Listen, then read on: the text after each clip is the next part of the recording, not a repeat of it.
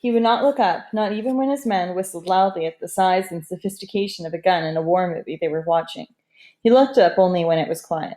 He caught me looking at him and called me to sit with him. He was a tall man with barely any hair. His eyes were big and they complemented his full cheekbones, which looked as if he had something in his mouth. He was a quiet individual, but his quietness had a forceful authority that all his men feared and respected. His face was so dark that it took courage to have any eye contact with him. Are you getting enough to eat here? He asked. Yes, I said as I tried to look at what he was reading. It is Shakespeare. He showed me the cover. Julius Caesar. Have you ever heard of it? I read Julius Caesar in school, I told him. Do you remember any of it? He asked. Cowards die many times before their deaths, I began, and he recited the whole speech with me. As soon as we were done, his face resumed its sternness. He ignored me and seemed to delve into his book. I watched as the veins on his forehead became transparent through his flesh and disappeared as he absorbed the contents of the book, or thought about whatever else was on his mind. I tiptoed away from him as the sky exchanged sunlight for darkness.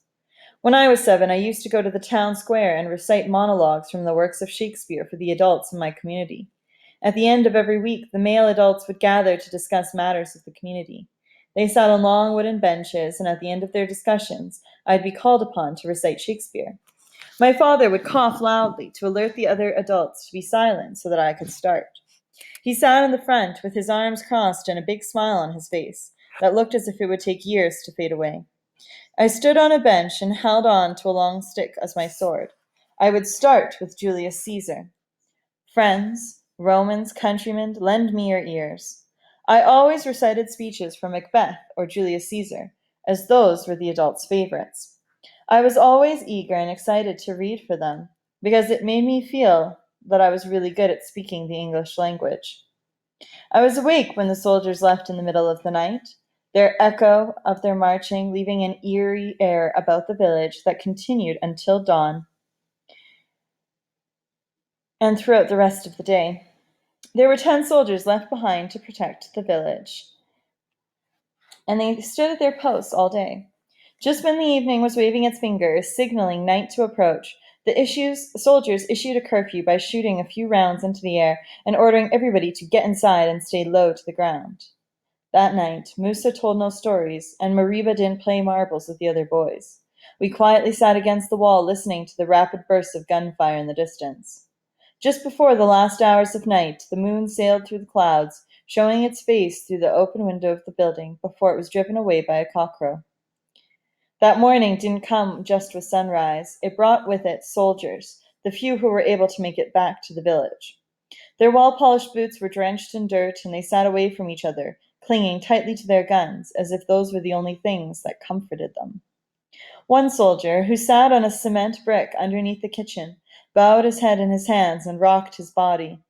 He got up and walked around the village and returned to sit on the brick again. He did this over and over throughout the day. Lieutenant Jabati was on the radio, and at some point he threw it against the wall and walked into his room. We civilians didn't speak among ourselves during that day.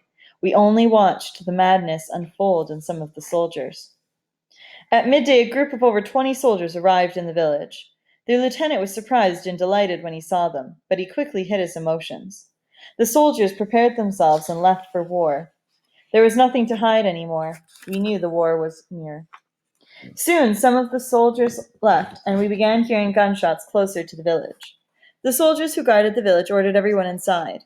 The gunfight went on into the evening, interrupting the songs of birds and the chants of crickets. At night, soldiers came running into the village for ammunition or a quick respite. Wounded soldiers were brought back only to die by lamplit surgery.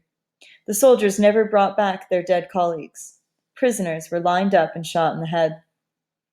These things went on for many days, and each time the soldiers went to the front lines, few returned.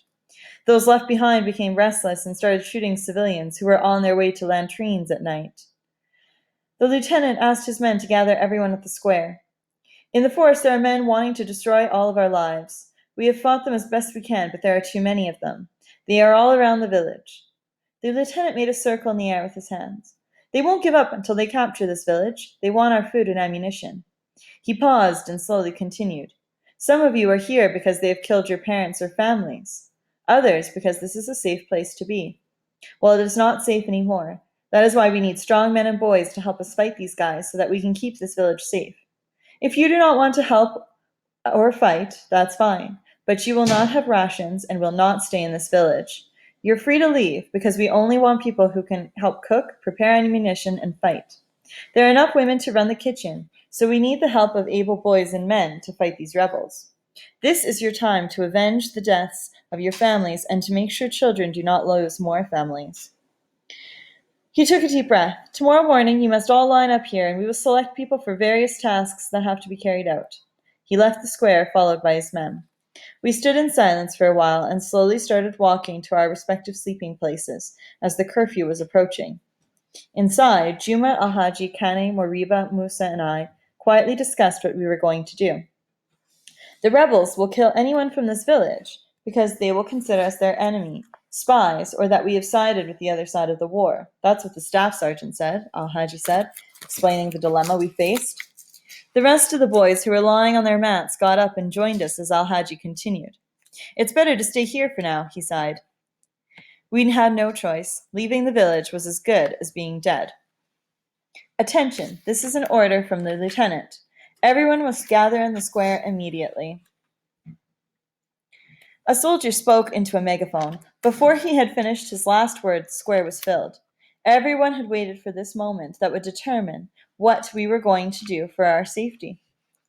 Before the announcement, I sat with my friends near the window in the kitchen. Their faces were blank, they showed no emotion, but their eyes looked pale with sorrow. I tried to make eye contact with each of them, but they all looked away. I tried to eat my breakfast, but fear had taken my appetite. As we found spots at the back of the crowd, gunshots filled the air, and then faded to silence, even more unbearable than the reports. The lieutenant stood on several bricks so that he could be high enough to be seen by all. He let silence settle in our bones and then waved his hands to some soldiers who brought before us two bodies, a man and a young boy who had lived in the village. The blood that soaked their clothes was still fresh and their eyes were open. People turned their heads away and the little children and babies began to cry. The lieutenant cleared his throat and started speaking in the midst of the cries, which eventually ceased as he went on. I'm sorry to show you these gruesome bodies, especially with your children present. But then again, all of us here have seen death or even shaken hands with it. He turned to the bodies and continued softly.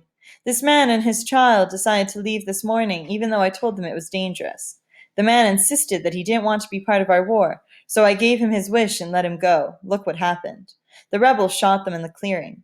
My men brought them back, and I decided to show you so that you can fully understand the situation we are in. The lieutenant went on for almost an hour describing how rebels had cut off the heads of some people's family members and made them watch, burned entire villages along with their inhabitants, forced sons to have intercourse with their mothers, hacked newly born babies in half because they cried too much, cut open pregnant women's stomachs, took the babies out, and killed them. The lieutenant spat on the ground and continued until he was sure that he had mentioned all the ways the rebels had hurt every person in the gathering.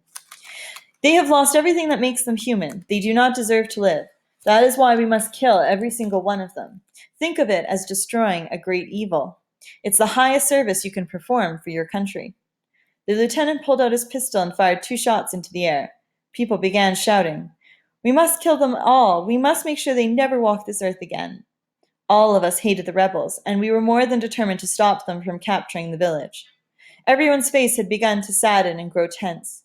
The aura in the village rapidly changed after the speech. The morning sun had disappeared and the day became gloomy. It seemed as if the sky were going to break and fall on the earth. I was furious and afraid, and so were my friends. Juma looked towards the forest with his hands behind his back. Mariba was holding his head. Kanye stared at the ground. Musa wrapped his hands around himself.